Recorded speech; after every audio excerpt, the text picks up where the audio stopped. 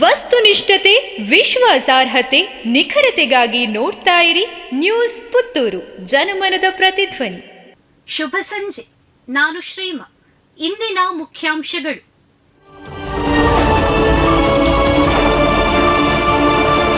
ಕಿಶೋರ್ ಕುಮಾರ್ ಅವರಿಗೆ ಸಾರ್ವಜನಿಕ ಅಭಿನಂದನೆ, ತೆರೆದ ವಾಹನದಲ್ಲಿ ವಿಜಯೋತ್ಸವ.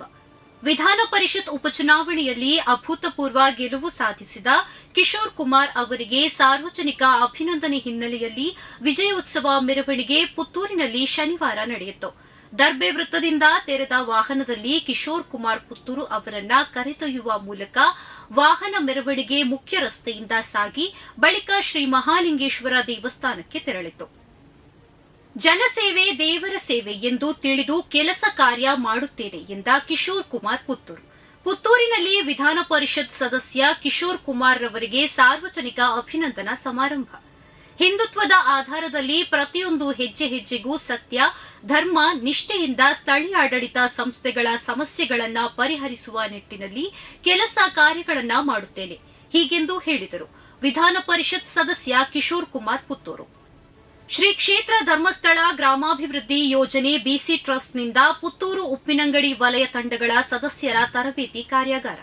ಶ್ರೀ ಕ್ಷೇತ್ರ ಧರ್ಮಸ್ಥಳ ಗ್ರಾಮಾಭಿವೃದ್ಧಿ ಯೋಜನೆ ಬಿಸಿ ಟ್ರಸ್ಟ್ ಪುತ್ತೂರು ಉಪ್ಪಿನಂಗಡಿ ವಲಯ ತಂಡಗಳ ಸಕ್ರಿಯ ಸದಸ್ಯರ ತರಬೇತಿ ಕಾರ್ಯಾಗಾರ ಉಪ್ಪಿನಂಗಡಿ ಗಾಣಿಗರ ಸಭಾಭವನದಲ್ಲಿ ಶನಿವಾರ ನಡೆಯಿತು. ಪ್ರಗತಿ ಬಂಧು ಒಕ್ಕೂಟದ ವಲಯಾಧ್ಯಕ್ಷ ನಾರಾಯಣ ಕೆಳಗಿನ ಮನೆ ಕಾರ್ಯಾಗಾರ ಉದ್ಘಾಟಿಸಿ ಶುಭ ಹಾರೈಸಿದರು. ಕಲ್ಲಡ್ಕ ಪ್ರಸಿದ್ಧ ಹೋಟೆಲ್ ಶ್ರೀ ಲಕ್ಷ್ಮೀ ನಿವಾಸದಲ್ಲಿ ಕಳ್ಳತನ. ಕಲ್ಲಡ್ಕದಲ್ಲಿ ಕಳೆದ ಹಲವಾರು ವರ್ಷಗಳಿಂದ ಮನೆಮಾತಾಗಿರುವ ಪ್ರಸಿದ್ಧ ಹೋಟೆಲ್ಗೆ ಕಳ್ಳನೋರ್ವ ನುಗ್ಗಿದ ಘಟನೆ ನಡೆದಿದ್ದು, ಸಿಸಿಟಿವಿ ದೃಶ್ಯ ಸಾಮಾಜಿಕ ಜಾಲತಾಣದಲ್ಲಿ ವೈರಲ್ ಆಗಿದೆ.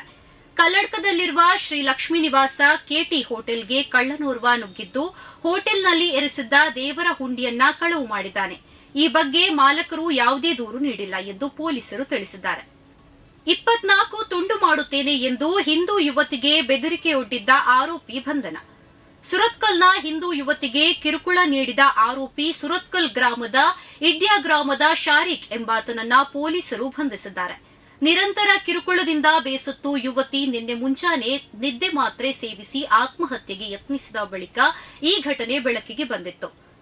ಹಿಂದೂ ಸಂಘಟನೆಗಳು ಲವ್ ಜಿಹಾದ್ ಕೃತ್ಯ ಎಂದು ಆರೋಪಿಸಿ ತೀವ್ರ ಆಕ್ರೋಶ ವ್ಯಕ್ತಪಡಿಸಿದ ಬಳಿಕ ಪೊಲೀಸರು ಆರೋಪಿಯನ್ನ ಬಂಧಿಸಿದ್ದಾರೆ.